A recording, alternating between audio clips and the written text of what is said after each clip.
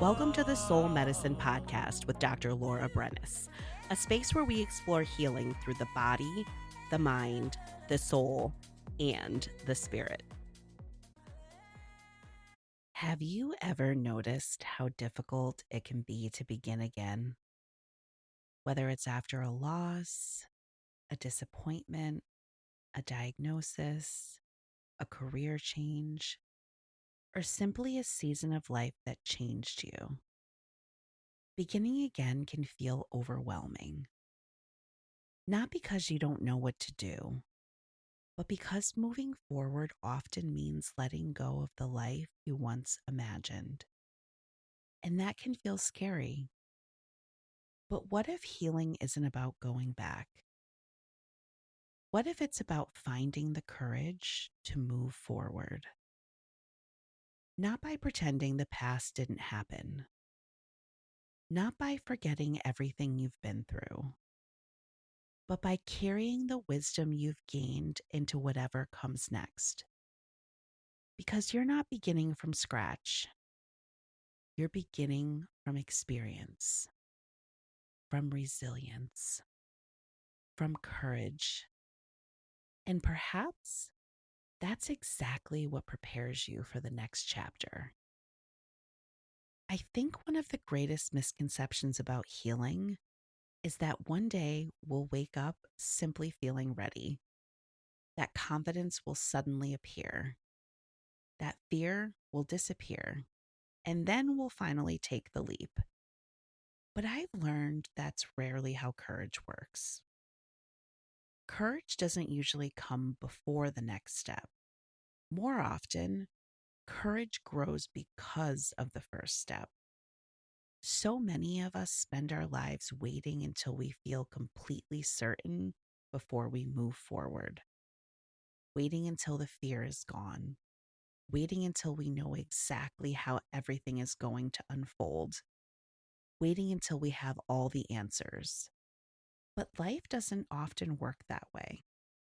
If there's one thing this season has taught me, it's that healing asks us to trust the next step long before we can see the entire path. It asks us to move forward before certainty arrives, to trust before we have proof, to believe that one small aligned action can change the trajectory of our lives.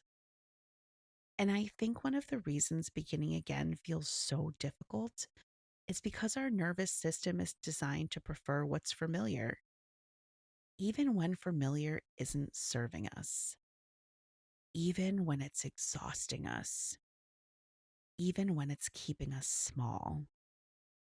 Familiar feels predictable, and predictable often feels safe.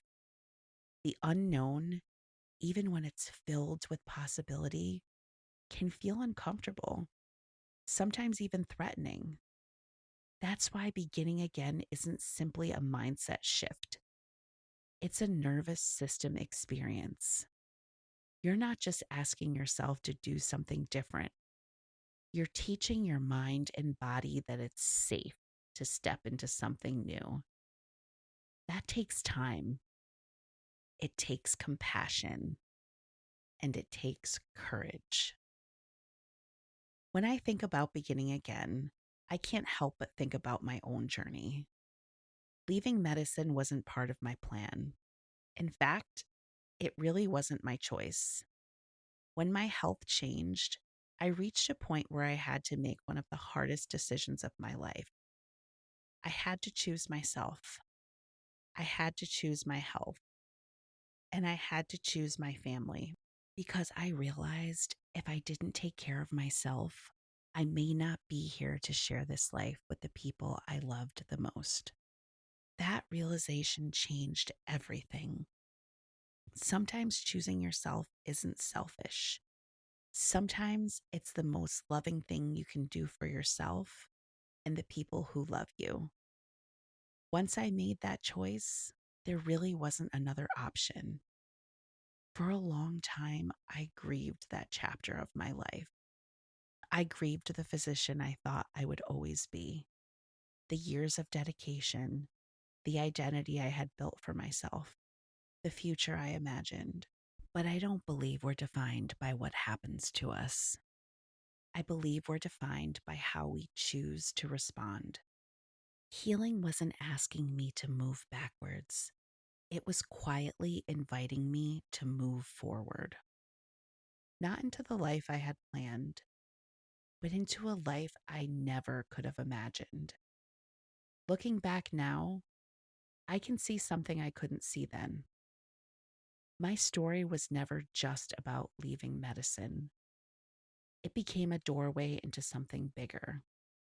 I realized there were so many people navigating life transitions without anybody to walk beside them.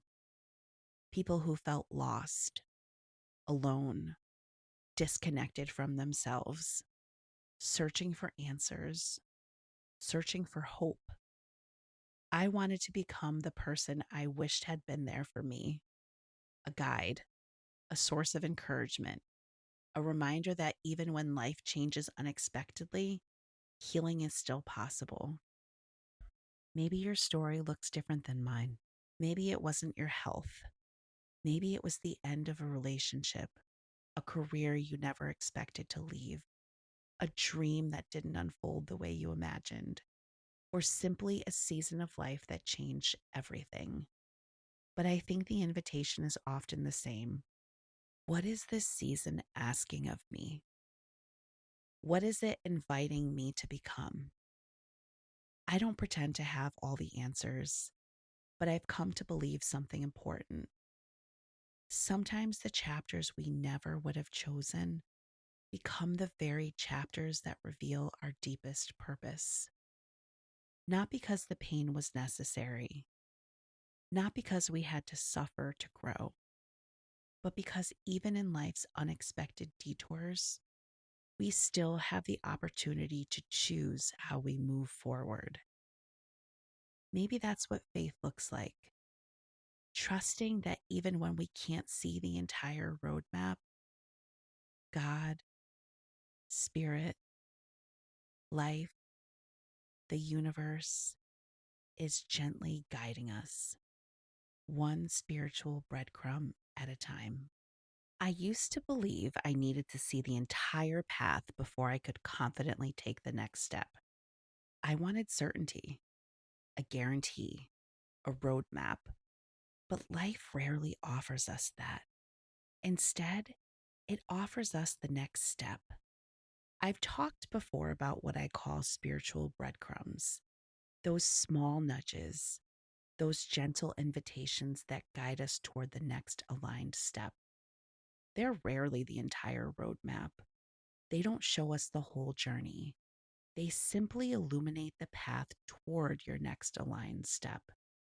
Maybe it's a conversation you can't stop thinking about, an opportunity that unexpectedly appears, a book that seems to find you at exactly the right moment, a gentle nudge that says, call them, apply, rest, go, trust. Most of the time, those breadcrumbs don't make logical sense. In fact, they often ask us to trust before we fully understand. But I found that when I continue to trust those small nudges, one breadcrumb almost always leads to the next. Looking back, I can see that none of the work I'm doing today happened because I had a perfect plan. It happened because I learned to trust the next breadcrumb, even when I couldn't see where it would lead. I think we often confuse courage with confidence. We tell ourselves, I'll do it when I feel confident. I'll do it when I'm not afraid. I'll do it when I know it's going to work. But confidence isn't usually what comes first. Courage is. Confidence is often what grows because you had the courage to take the first step, the first boundary, the first conversation, the first prayer, the moment you finally trust what your intuition has been trying to tell you all along. Every courageous decision becomes evidence, evidence that you can trust yourself, evidence that you can survive uncertainty, evidence that you're stronger than you once believed. That's how confidence grows, not before the journey, but because of it. One of my mentors has a saying that always stayed with me. How you do one thing is how you do everything. The more I've reflected on those words, the more I've recognized the wisdom they carry. Our lives are shaped by the small choices we make every single day. The way we speak to ourselves, the way we respond to challenges, the boundaries we keep or don't keep, the promises we make ourselves, the way we care for our bodies, the way we trust or ignore our intuition. Those moments aren't separate from our lives. They are our lives. That's where it becomes personal because every aligned action you take becomes a vote for the person you are becoming and the future you are creating. Every time you choose courage over fear, every time you trust your intuition, every time you honor a boundary, every time you choose rest instead of burnout, every time you choose compassion instead of criticism, you're casting another vote. I like to think of each of these choices as a single thread. On its own, one thread may not seem significant, but over time, those threads are woven together into the beautiful tapestry of your life. And one day, you'll look back and realize it wasn't one big moment that changed everything. It was the thousands of small aligned choices woven together, quietly shaping the person you became and the beautiful life you created. I wonder how many of us have spent our lives coloring inside the lines, following the path we thought we were supposed to follow, meeting expectations, checking the boxes, trying not to disappoint anyone, trying not to make the wrong decision, trying to fit inside a life that no longer fit us. But what if healing gives you permission to pick a different color, to color outside the lines, to imagine something you've never allowed yourself to imagine before? Not because you're ungrateful for your life, but because growth begins with possibility. Maybe your future doesn't look like anything you once planned. Maybe that's exactly what makes it beautiful. Sometimes the most courageous thing you can do isn't changing everything overnight. It's giving yourself permission to believe that something different is possible. That one aligned decision can change the trajectory of your life. That one conversation, one prayer, one act of forgiveness, one boundary, one moment of trusting your intuition can become the thread that changes everything. You don't have to see the entire tapestry. You only have to be willing to weave the next thread. And maybe, just maybe, you're one courageous decision away from the life you haven't allowed yourself to yet imagine. As we come to the end of today's conversation, I'd like to leave you with a few questions to carry with you. What if healing isn't asking you to have everything figured out? What if it's simply asking you to trust your next aligned step?